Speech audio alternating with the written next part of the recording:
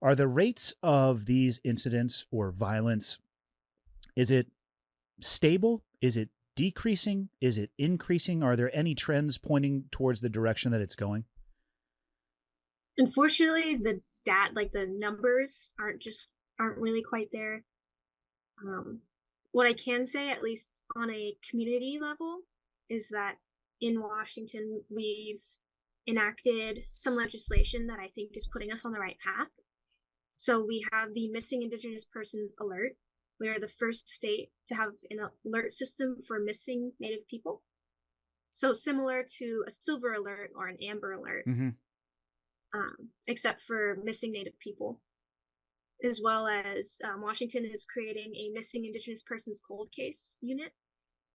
And while I am all about prevention, like things with the alert, as well as creating like having a constant running list of missing Indigenous peoples, and having a task force, I think the cold case unit is something that needs to be invested in as well, because unfortunately a lot of these cases were neglected and have turned to cold cases, and having a unit to come back to these cases is the closest thing that these families are going to get to justice. So I think both of these things need to be invested in. I do see a really big social and legislative shift happening where there's more awareness, where people are investing into prevention more, and people are learning about the signs and the symptoms that lead to these situations. And so I think there are a lot of ways to prevent violence against Indigenous people that the broader general population is beginning to invest in. Yeah, it's So, yeah, it's interesting to bring up the cold case and advocating for more resources in that area. One of the billboards that I drove by, the young woman has been missing for, and I might be slightly off on this, but it was somewhere between 4 to 6 years, which mhm. I think don't want to make any hypothesis as to the likely outcome, but the data is kind of out there, whether Native people missing that long or just people missing that long in general. The statistics they're not great when it comes to finding that person alive at the very least. Mhm. Yeah, absolutely. And one of the hardest things too is a lot of cultural traditions and Native communities require or have very specific resting place traditions or practices, Mm-hmm. and not being able to have that practice or that tradition to lay that relative to rest is also doing some like spiritual damage as well. Like I know, at least in my community, or in my personal traditions, when somebody passes away, we try to get them buried in the ground within the next 3 days. Mm-hmm. And there are just very, uh, there's a very like sacred practices around someone like moving on to the next life, or however that you would put it. That a lot of these families are being stripped from the right to do so. Given your time operating in this arena and the knowledge that you have, if I could wave a wand, probably a Harry Potter wand, it's not a big deal, and make you queen for a day, are there some things that you would immediately change that you think would have a drastic impact? Absolutely. I would love to see a missing and murdered Indigenous women and peoples task force across all of the states.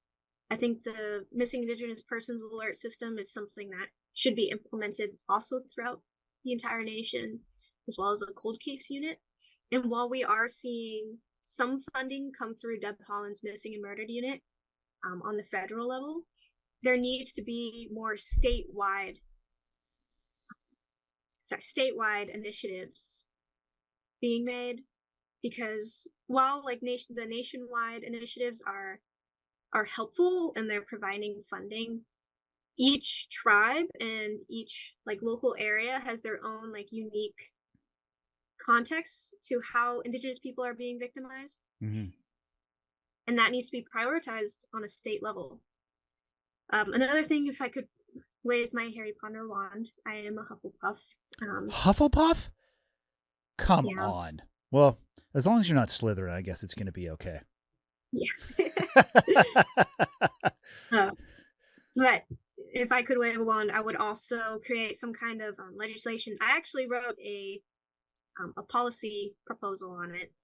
Is a an initiative that requires tribal and state law enforcements to partner together when there is a missing Indigenous person in a border town. I worry about that looking good on paper.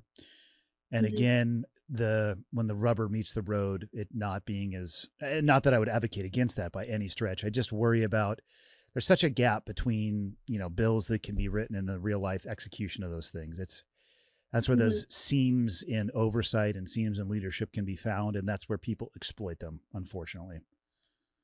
No, you're absolutely correct. And the only safeguard I get to see to something like that is hiring Indigenous people in these state institutions and businesses, I guess you could say.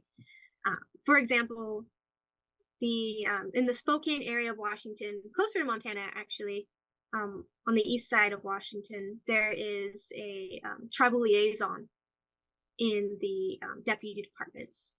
And so having someone on the other side of that partnership who is Indigenous and who is like has that view and that goal and that understanding of what it would look like to work together is, I think, doing a benefit to everybody. And while you're totally correct, like it's policy versus implementation is something that It's I the think we worst. all It's just the worst. Even at like an organizational level, it's just where it always falls apart.